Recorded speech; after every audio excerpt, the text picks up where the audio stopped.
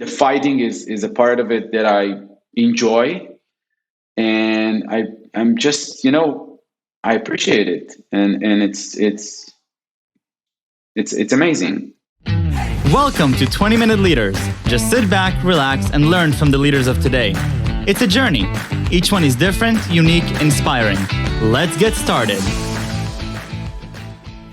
This episode is powered by J Ventures, a community-driven VC fund in Silicon Valley in partnership with Leumi, sponsored by Homeward Ventures, Hippo Insurance, Upwest Labs, Synergy Global, Hillel at Stanford, Leap, Birthright Excel, Serona Partners, and in media partnership with CTech.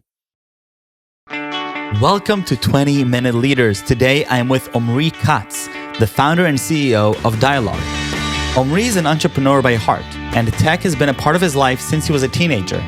Omri served in a tech unit in the army and later went to study law and business. Shortly after, he founded his first company that failed, but his second company was acquired. Dialogue was founded then, 3 years ago. Omri Katz, welcome to 20-Minute Leaders. Thank you so much for joining me today, founder and CEO of Dialogue. How are you? I'm very good. I'm actually very excited to be here, and I'm glad to, have this discussion with you. How are you? How did you start 2022?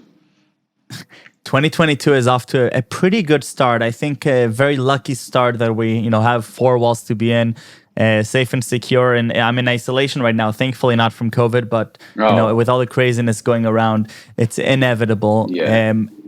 And beyond the world of the pandemic and beyond the shifting years, Omri, today you're working on probably one of the most exciting industries there are, an industry that I've been following very closely myself. Both conversational AI as a deep technology on one hand, but on the other hand, e-commerce and digitalization of we see so many retailers, and from grocery markets to clothing stores to electronics, all moving online because that's where people are purchasing, and you're right in that intersection. So tell me a little bit about Dialogue, and then let's go 30,000 feet in the air and discuss the market as a whole.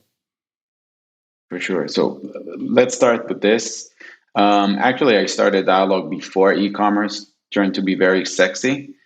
So I think that if you look at like the local ecosystem and, you speak with VCs, setting apart customers that, they are always seeking for solutions to grow their business, increase their KPIs, look for better customer experience for their audience and customer base. But when you talk like inside the startup ecosystem, when you talk to investors, when you talk to VCs, taking back 3 years ago, founding an e-commerce tech startup wasn't like the hype. So you were like, everyone looked at it and it was like, all right, we passed that already. And then COVID came and it turned everything upside down. And I think that, it just accelerated a process that was already in motion. So e-commerce is growing year over year. We all know that. By the way, SMBs are the fastest growing segment in e-commerce. Shopify is a great evidence to that. You can look at their stock and understand the power of SMBs. And practically the reason why I started Dialogue was kind of an intersection of few things I've done before. So for a year and a half, I was working in a company named Matomi. I don't think it exists anymore. It was an ad tech company, publicly traded. And basically what I was doing there is business development for publishers. And then I saw a gap in the market. I left the company, founded a startup, bootstrapped, one-man show, and basically this startup was offering publishers a way to increase engagement and increase page views on their content websites to expose users to more and more content and more ads. And after a while, I kind of sold this company and then moved forward and met a few of what turned to be my first investors, Oad and Ofer, were involved in dynamic yield from day one. And at the time, I was also doing, from the side, I was also doing drop shipping, and I started selling on Amazon. and really went into into e-commerce and from the merchant's perspective, and started looking at a lot of e-commerce sites, and you start to see this pattern. You start to see that 95% of e-commerce sites look the same, completely the same, and you see that the experience there can be much more compelling, and you can do a lot of enhancement to the user throughout its online journey inside the store. And basically this is how I started the company. So what Dialog is trying to do is bring technology that up until now was possessed by the enterprise level customers of the world, by the Nikes, by the Urban Outfitters, by all of those giants, putting aside Amazon and eBay, obviously. But taking this technology that helped them grow their business, help them create better experiences for their users, understanding their customers, understanding their intent, and then adjusting the experience for them. We try to bring all of that to SMBs, which is the fastest growing segment in e-commerce today. And you need to understand that those type of customers are completely different, by the way, from the enterprise. So in their ability to, invest in integration of such technology, invest in maintenance of this technology, their in-house expertise. If they want to achieve good results, they need to work for that. And, they have so much on their plate. They need to handle a million of other things, like to just keep their business alive. And technology looks like something that's unreachable, and this is what we're trying to do. We try to close this gap. We try to bring personalization. We try to bring AI into the world of e-commerce SMBs to create more powerful experiences for the online shoppers, and increase the conversion rate and all the other KPIs for the merchant, and help them grow as a business. And so, what's been the most challenging piece of the puzzle until now, over the last 4 years, as you were building this out? As a startup, there's a million challenges. But I would say that I think that e-commerce enablement tech has become a saturated market. So there's a lot of companies that will offer merchants a way to increase their conversion rate, Mm-hmm. and each one try to tackle it from a different angle. And I think what's challenging for us, from a business perspective, is gain their trust. So we feel very confident in what Dialog brings in terms of the impact it shows on the website. But within the saturated market, you need to gain their trust to even have them test your solution. Obviously, when you're a young startup, that's from Dialog business perspective. In terms of if we move to the tech side, so I think that there are challenges working with SMBs, especially on the data side, right? Because if you're an SMB, that most of the time your data is unstructured, it has holes in it. Moving from one website to another, it looks completely different. And then while you're building this AI engine, and when you try to get, and everything comes down to data, right? If you want to impact users' experience, you need to understand what they want, and your ability to understand what they want is take all of the data that you can possibly have and cross that information, build this engine that will cross this information and comes out with insights.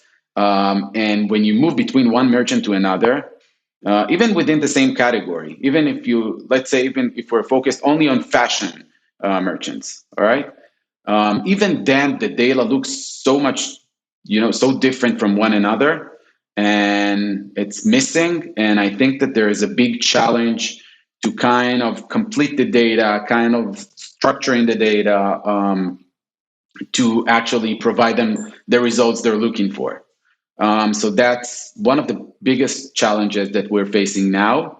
And something else that is I would say specifically for Dialogue, since we are a B2B2C company and actually engaging with the end user.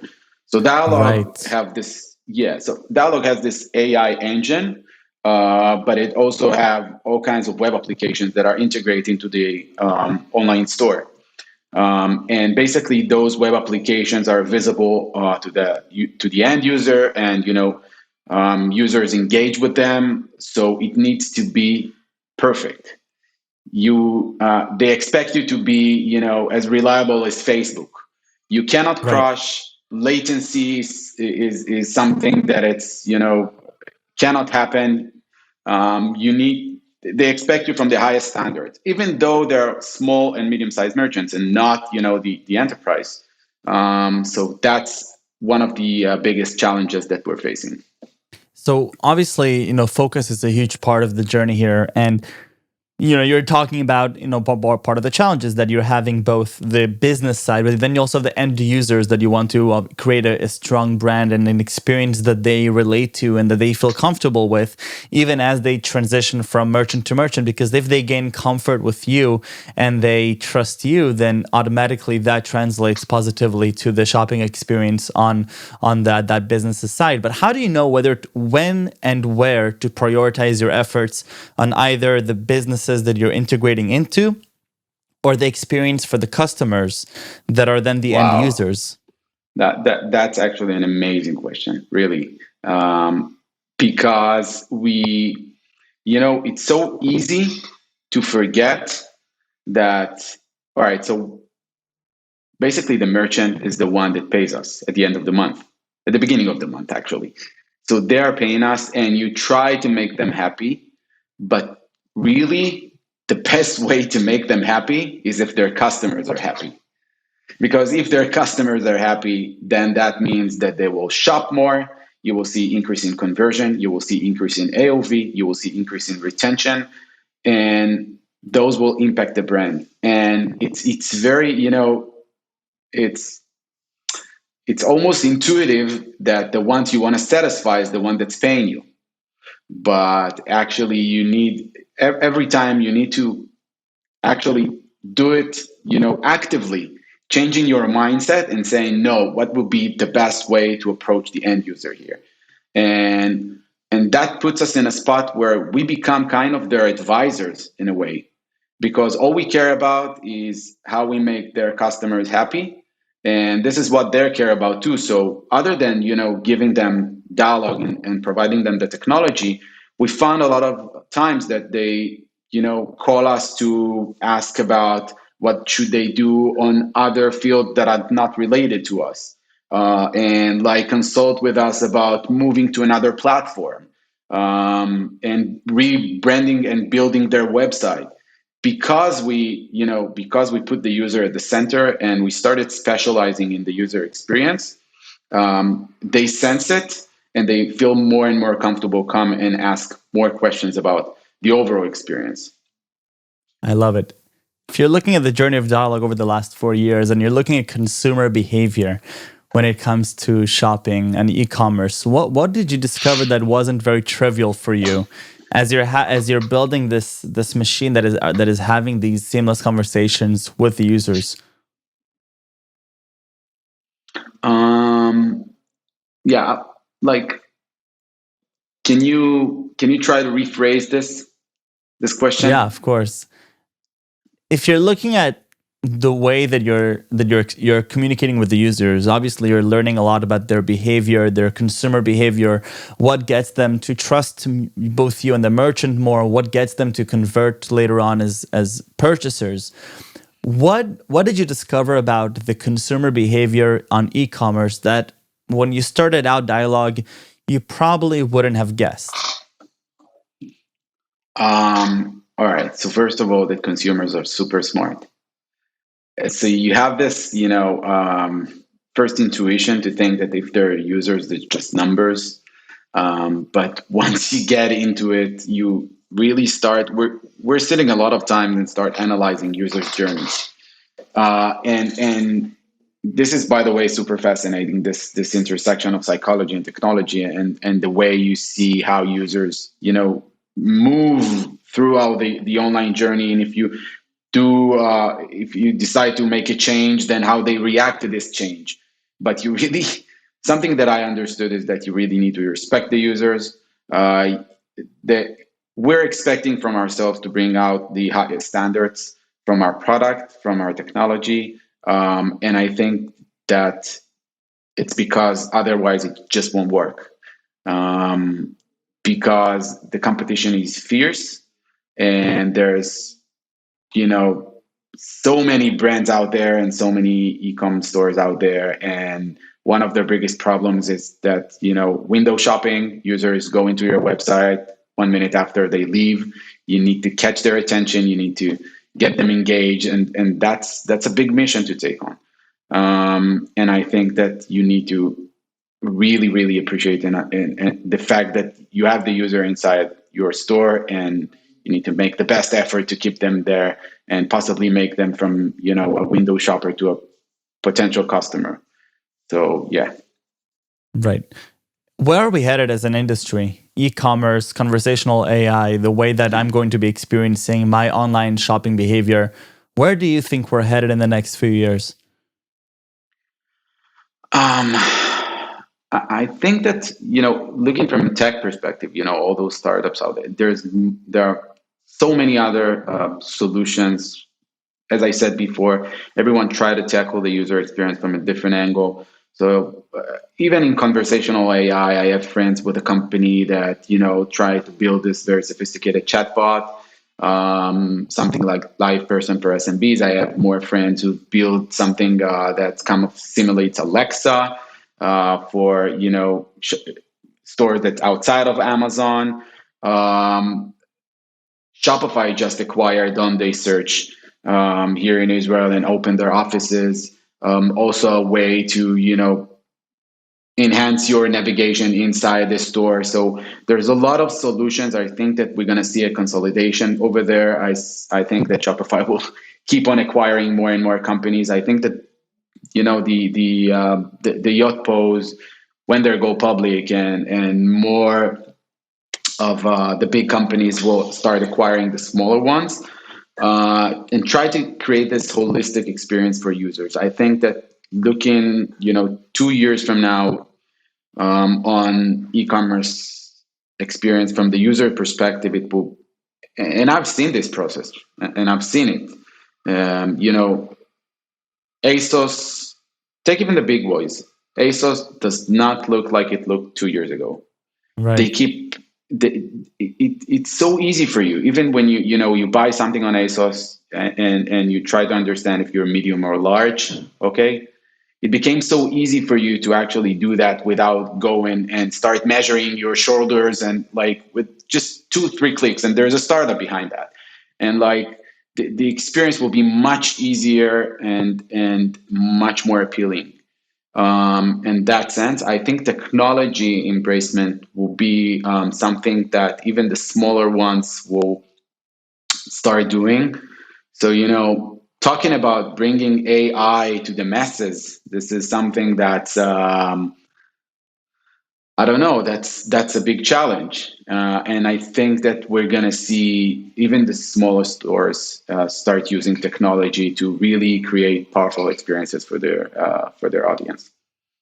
Incredible. And if you're looking at your journey as a whole, as a leader, as an entrepreneur, well, which part of the leadership journey is most appealing to you? Looking back 4 years at this company you've built and your previous leadership experiences, which part do you enjoy most? The suffering. There's a term for that. each day is a complete misery and joy. No, really, but you gotta love this. There is this great book that every entrepreneur needs to read. The hard thing about hard things, which one of the partners in Anderson Horowitz wrote. And basically, this is like 300 pages of his 10 years misery of founding and selling a startup company. In a way, I can relate to that, but you really have to love that. I think that really, I couldn't I can't do anything other than that, really. Mm-hmm. And I'm so I really appreciate the fact that I wake up every morning and have the opportunity to create something with a team of amazing people, and really the fighting is a part of it that I enjoy, and I'm just I appreciate it, and it's amazing for me.